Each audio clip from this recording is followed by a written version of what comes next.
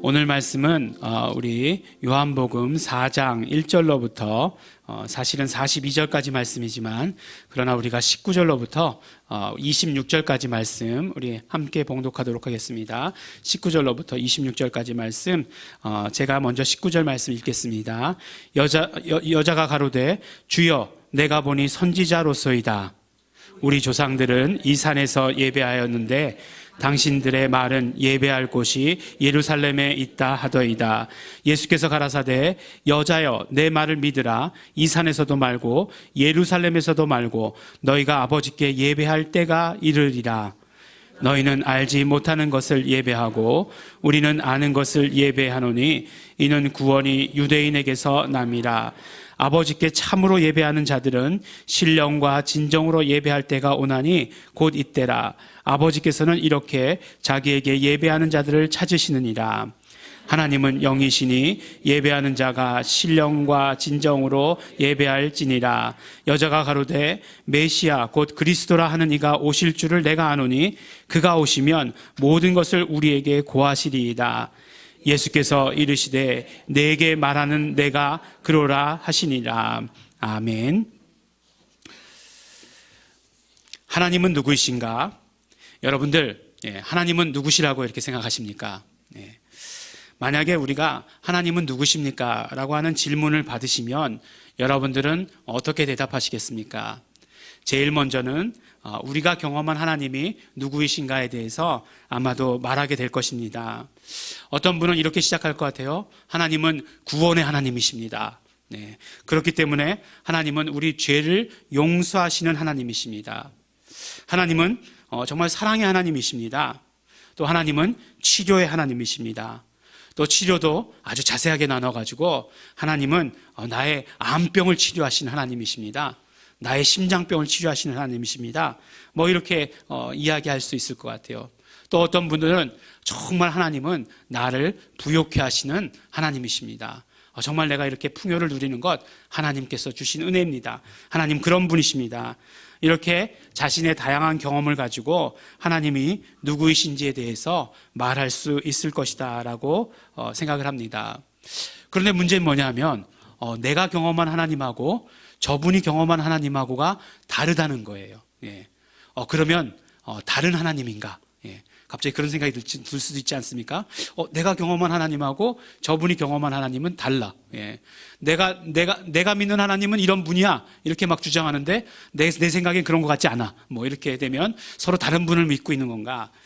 이런 생각을 하기도 되지만 그렇지만 우리는 그렇게 이야기할 수는 없습니다.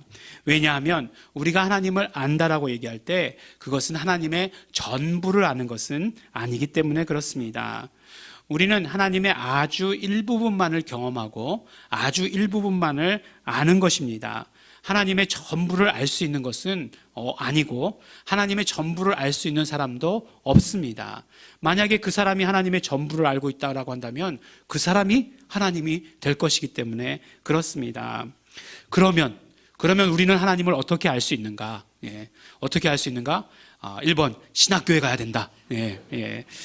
그래서 신학교를 가시는 분들도 없지 않아 있습니다. 물론 중요하죠.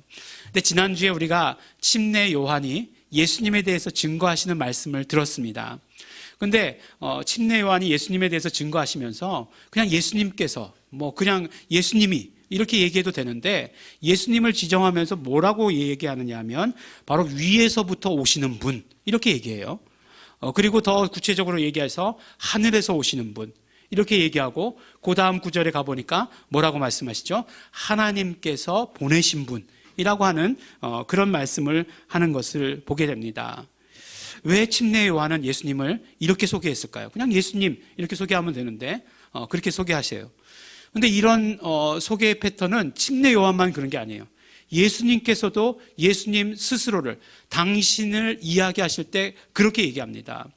요한복음에서 우리가 요한복음 말씀을 보고 있으니까 요한복음에서만 한정해서 보더라도 수없이 많은 구절들을 매 장마다 그런 구절들이 나오는 것 같아요. 요한복음 5장 38절에 보니까 그 말씀이 너희 속에 거하지 아니하니 이는 그의 보내신 자를 믿지 아니함이니라. 예수님께서 말씀하시면서 그의 보내신 자를 믿지 아니함이니라. 왜 꼭 그렇게 말씀하시는 거 아니에요? 너희 속에 말씀이 거하지 않는 것은 나를 믿지 않기 때문이다. 이렇게 말씀하셔도 되는데, 그의 보내신 자를 믿지 않기 때문이다. 이렇게 말씀하세요. 요한복음 6장 29절 말씀해 보니까 예수께서 대답하여 가라사대 하나님의 보내신 자를 믿는 것이 하나님의 일이니라. 이렇게 말씀하세요. 그럼 나를 믿는 것이 하나님 일이다. 이렇게 말씀하시면 간단하고 알아듣기 쉬울 텐데 그렇게 말씀하시지 않고 하나님의 보내신 일을 믿는 것이 하나님의 일이다. 이렇게 말씀하세요. 매장 나온다고 그랬으니까 7장까지 가볼까요? 7장 말씀해 보니까 나는 아노니 내가 그에게서 났고 그가 나를 보내셨음이니라. 분명히 하나님께서 나를 보내셨다라고 하는 사실을 거듭거듭 강조해요. 그래서 서운하니까 17장 한 번 더 갈게요. 17장 3절 보니까 영생은 곧 유일하신 참 하나님과 그의 보내신 자 예수 그리스도를 아는 것이니이다. 이렇게 말씀하세요. 영생에 대해서 얘기할 때에도 그냥 예수님을 믿는 것이다. 이렇게 얘기하지 않으시고 바로 참 하나님과 유일하신 참 하나님과 그의 보내신 자 예수 그리스도를 믿는 것이다 라고 이렇게 말씀해 주세요. 그래서 뭐라고 강조하십니까? 예수님은 누구신가? 하나님께서 보내신 분이시다라고 하는 것. 이걸 굉장히 강조하고 있는 것을 우리는 성경을 통해서 특히 요한복음을 통해서 보게 되는 것입니다. 왜 이토록 강조하셨을까? 지난주의 말씀 가운데 침례 요한이 이렇게 얘기했어요. 하나님이 보내신 자이시다라고 얘기하시고 왜냐하면 예수님은 하나님의 말씀을 하기 때문이다라고 이렇게 이야기했습니다. 바로 예수님은 하늘에서 오셔서 하늘의 것을 말씀하시고 하나님의 말씀을 하시는 분이시다 이렇게 이야기해요. 우리는 아무도 하늘나라에 대해서 알지 못합니다. 우리는 아무도 하늘나라에 대해서 말할 수 없는 것이 하늘나라에 대한 경험이 없기 때문에 그렇습니다. 그러나 오직 예수님께서만인 하늘나라에 대한 경험이 있으십니다. 그래서 하늘나라에 대해서 말씀해 주시고 또 하나님이 누구이신가에 대해서 우리에게 말씀해 주십니다. 다만 안타깝게도 사람들이 예수님의 말씀에 귀를 기울이지 않았을 뿐입니다. 그러면 예수님께서 하나님이 보내신 자다라고 말씀하시는 것, 이것이 왜 또 중요한가? 바로 우리가 하나님이 누구이신가 알기 위해서는 그렇기 때문에 예수님의 말씀을 들어야 하는 것이에요. 바로 예수님은 하나님의 말씀을 하시는 분이시기 때문에 하나님이 누구이신가 우리가 궁금하다면 예수님께서 뭐라고 말씀하시는가 하는 것을 우리는 귀 기울여서 들어야 한다는 것입니다.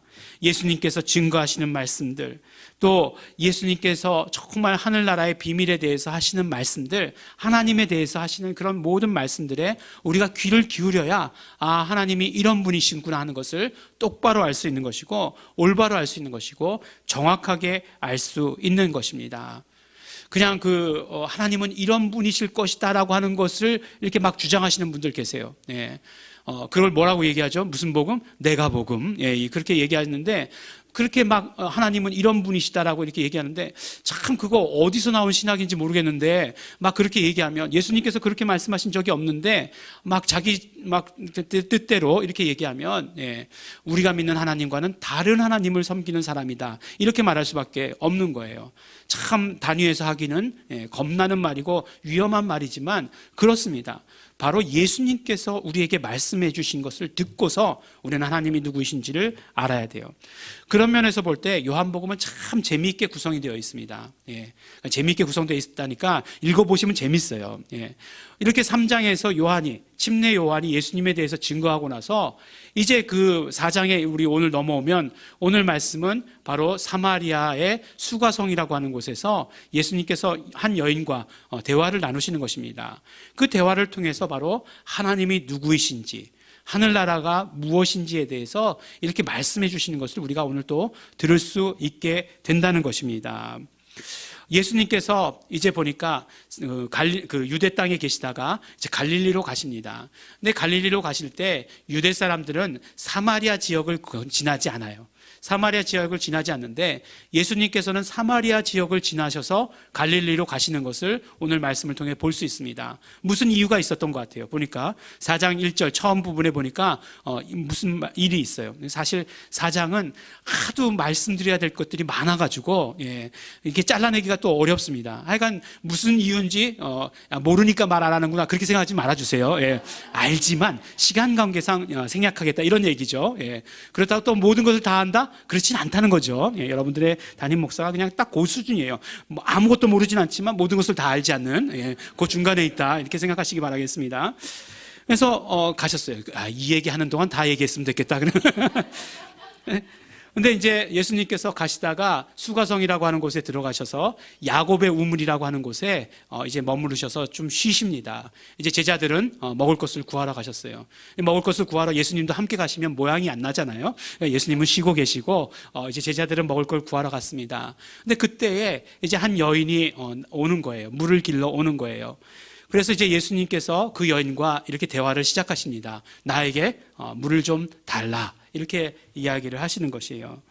근데 하여간 이 여인이 그 삶이 어땠는지 모르지만 하여간 예수님 하시는 말씀에 모든 것이 전부 꽈배기처럼 꼬는 거예요. 우리도 가만히 생각해 보면 예수님께서 말씀하실 때 아멘, 네 그렇습니다, 그렇군요 라고 이렇게 받아들여야지 정말 주시는 말씀마다 꼬기 시작하면 어떻게 된다고요? 나중에 뭐라고 얘기하시냐면 예수님께서 네 남편 데리고 와라 이렇게 얘기하시거든요. 나중에 뭐라고 얘기하시겠습니까? 너 부모님 데리고 와 뭐 이렇게 얘기하실지도 몰라요.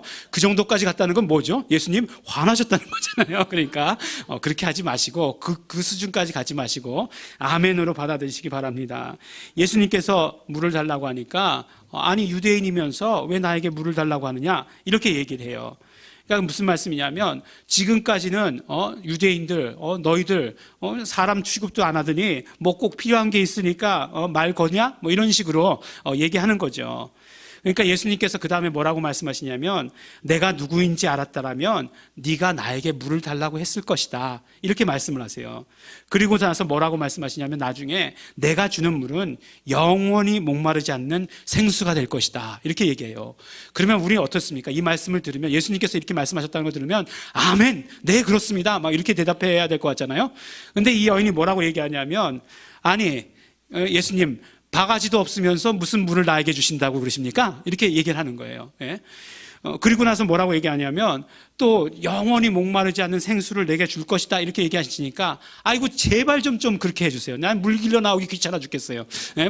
다시는 물 길러 나오지 않도록 제발 좀 그렇게 영원히 목마르지 않는 그 생수를 좀 주셨으면 좋겠네요. 딱 이렇게 아주 또박또박 하나도 지지 않고 말대꾸를 하는 것을 보게 됩니다. 그러니까 조금 전에 말씀드렸던 대로 뭐라고 말씀하시죠? 남편 데리고 와, 남편 데리고 와 이렇게 얘기를 하시는 거예요. 부모님 모시고 와 이게 제일 무섭잖아요 학교 다닐 때. 꼭 그런 것과 비슷해요. 그랬더니 이제 이 여인이 거기서부터 이제 뭔가 이제 먹혀 들어가는 거죠. 뭐라고 얘기하냐면 나는 남편 없습니다. 딱 이렇게 얘기하는 거예요. 나는 남편 없습니다.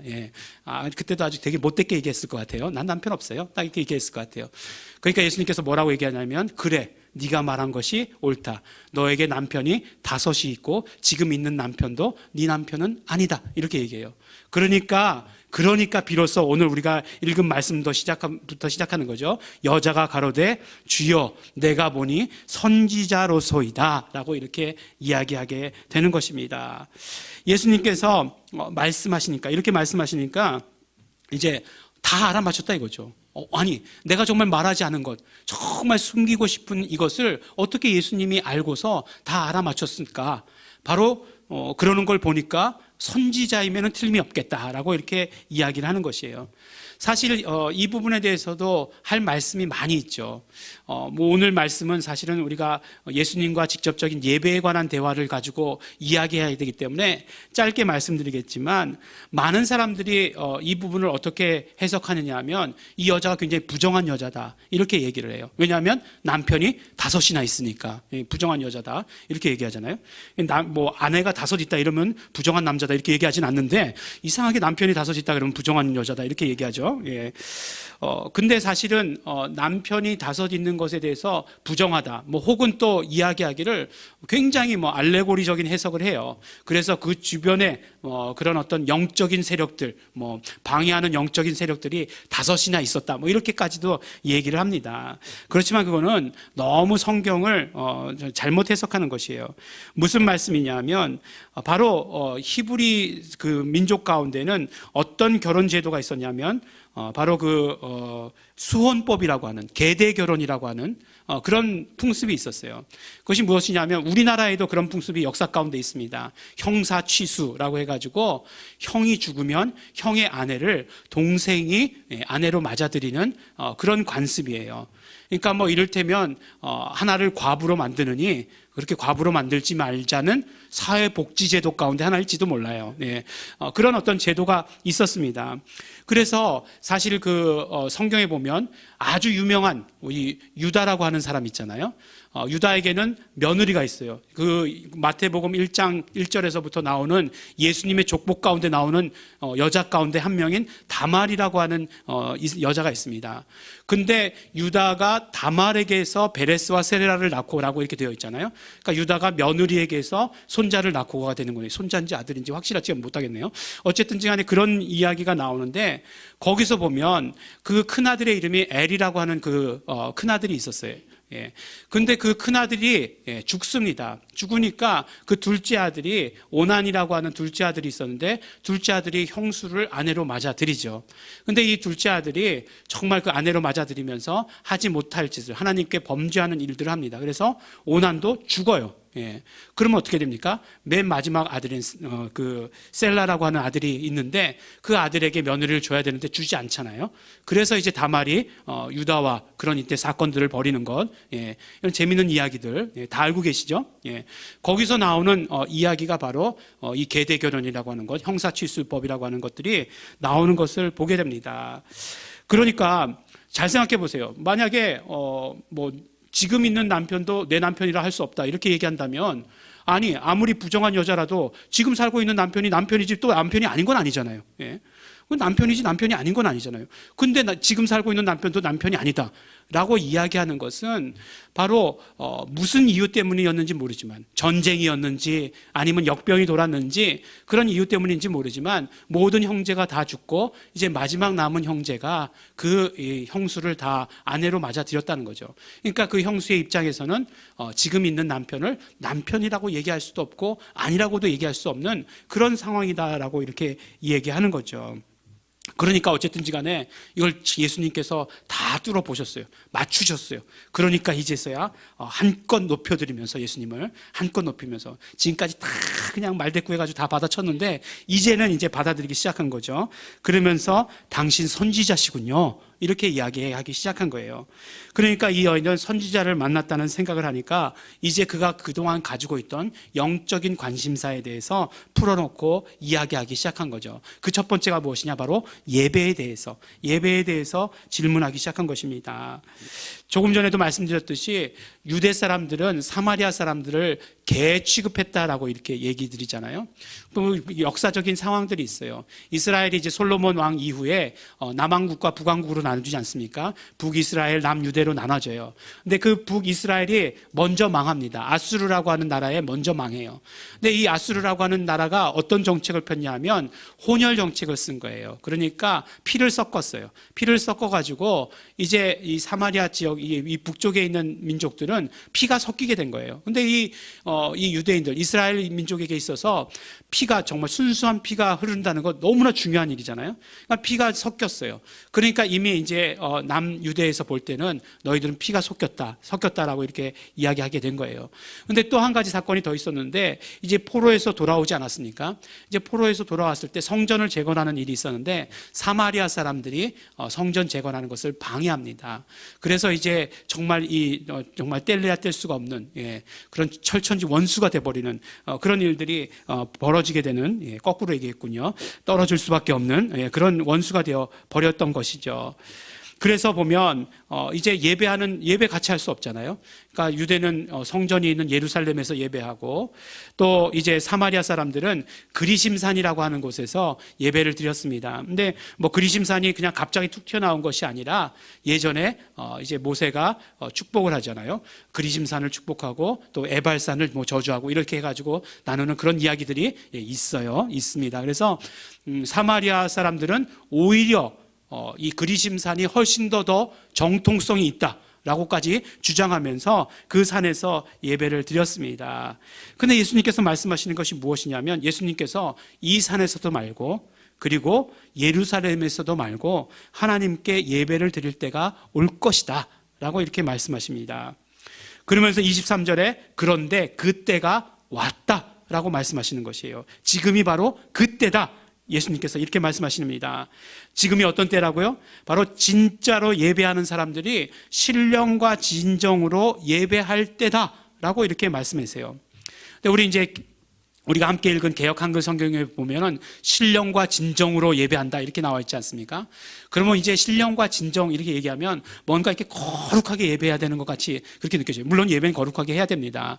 근데 하여간 신령과 진정, 우리의 모든 마음을 다 쏟았고 막 이런 식의 표현으로 이렇게 연결이 되는데, 개역 개정에 보면 이제 모든 이제 그 다음에 한글 성경을 보면 헬라어 성경에 나오는 그대로로 말씀을 번역한 것을 보게 됩니다. 뭐라고요? 영과 진리로 라고 이렇게 말씀하시는 것을 보게 돼요. 근데 헬라어로 보면 엔 푸뉴마티 카이 알레세이아 이렇게 되어 있어요. 그러니까 이제 우리 이 정도의 헬라어는 예일중앙교회 교인들은 다 알아들으시잖아요. 모르는 말이 없어요. 푸뉴마, 그 다음에 알레세이아 다 알잖아요. 근데 엔 푸뉴마티라고 했으니까 이렇게 얘기할 수도 있을 것 같아요. 영 안에서 그리고 진리 안에서 라고 이렇게 얘기할 수도 있어요. 그러니까 지금이 바로 진정한 예배자들이 영과 진리 안에서 예배할 때이다 이렇게 말할 수 있는 거죠. 왜냐하면 하나님께서는 이렇게 예배하는 자들을 찾으시기 때문이다 라고 이 말씀을 우리 이렇게 말할 수 있을 거예요. 그러면서 23절에 그렇게 말씀하시고 24절에 한 번 더 말씀하십니다. 하나님은 영이시니 그리고 예배하는 사람들은 반드시 영과 진리 안에서 예배해야 한다라고 이렇게 말씀하십니다. 그렇다면 이제 궁금한 것은 영과 진리로 예배한다는 것, 영과 진리 안에서 예배하는 것이 어떤 의미냐는 것이에요. 무엇을 말하는 거 하는 것이에요. 우리가 예배라는 것을 생각할 때 예배라고 하는 것은 분명히 장소와 예법이 있어야 합니다. 하나님께 예배할 때 자기 마음대로 예배한다, 이것은 있을 수 없는 것이에요. 하나님께서 예배를 받으실 때 아무 데서나 아무렇게나 예배한다고 해서 하나님께서 받으시는 것이 절대로 아니라고 하는 것이에요. 딱 이 말씀까지만 하면 여러분들 교회로 나오게 하는데 굉장히 유익한 말씀이죠. 여러분들 아무 데서나 가서 예배하는 거 절대로 아닙니다. 예배하기 위해서는 여기로 나오셔야 됩니다. 딱 이렇게 얘기하면 정말 아무도 정말 결석하지 않으시고 다 예배에 나올 것이다라고 믿습니다. 근데 분명한 것은 하나님께 예배를 드릴 때 분명한 장소와 예법이 있다는 것이에요. 그래서 유대인들도 그리고 심지어는 사마리아인들도 이렇게 장소에 대해서 목숨을 건 거예요. 예법에 대해서 목숨을 걸었습니다. 그런데 예수님께서 이제 예배에 대해서 새롭게 말씀을 주시는 것이에요. 첫 번째 말씀하시는 것이 무엇이죠? 이 산에서도 말고 예루살렘에서도 말고 라고 얘기하시는 것이에요. 아니, 여기서도 말고 예루살렘에서도 말고 그럼 어디서 예배드리지? 혼란해 있을 때 두 번째로 뭐라고 말씀하시냐면 영과 진리 안에서 예배해야 된다, 이렇게 말씀하시는 것입니다. 이 두 가지를 우리가 하나로 이렇게 묶어서 생각해 보면 예수님께서 이제 무슨 말씀을 하시는구나 하는 것을 우리가 이제 알아듣게 돼요. 무슨 말씀이십니까? 요한복음 4장이 오기 전에 요한복음 2장이 있었어요. 요한복음 2장에 예수님께서 뭐라고 말씀하십니까? 이 성전을 헐라 내가 사흘 만에 일으키리라 라고 말씀하셨어요. 이때 유대인들은 정말 성전을 진짜로 허는 줄 알고 두려워했지만 그 이야기가 아니라 바로 이 이야기는 무엇이라고요? 성전된 예수 그리스도를 말하는 것이다 라고 분명히 2장에서 짚어주셨어요. 그러니까 무슨 말씀이냐면 이제 구약의 모든 예배가, 더 구체적으로 하면 율법에 이야기하고 있는 모든 예배, 이 모든 율법이 말하고 있는 장소와 모든 예법이 이제 예수 그리스도 안에서 완성되는 것이다 라고 하시는 것을 예수님께서 말씀해 주시는 것이에요. 예수님께서 예배에 대해서 정확하게 얘기합니다. 이제 그 모든 예배는 예수 그리스도 안에서 완성되는 것이다 라고 이야기해 주세요. 예수님 안에서 성전은 완성되는 것이니까 어떤 특별한 장소의 개념이 필요한 것이 아니다 라고 하는 것을 이야기해 주신 것입니다. 그리고서 우리가 또 잘 알고 있는 사도 바울이 고린도전서 3장 16절을 통해서 말씀해 주신 말씀 있잖아요.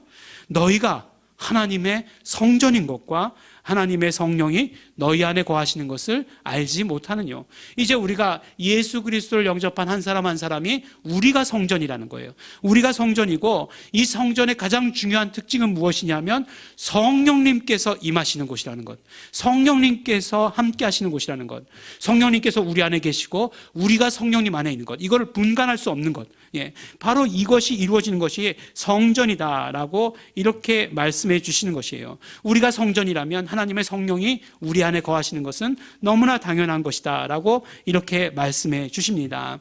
그래서 조금 전에 말씀드린 대로 예배라는 것이 무엇이라고요? 영과 진리 안에서 예배하는 것 이라고 말씀드렸지 않습니까? 그러니까 영과 진리 안에서라고 말씀하시는 것은 우리가 예배하는 모든 장소와 우리가 예배하는 모든 예법을 이제 우리 다 말씀해 주신 것이에요. 어디서? 성령 안에서.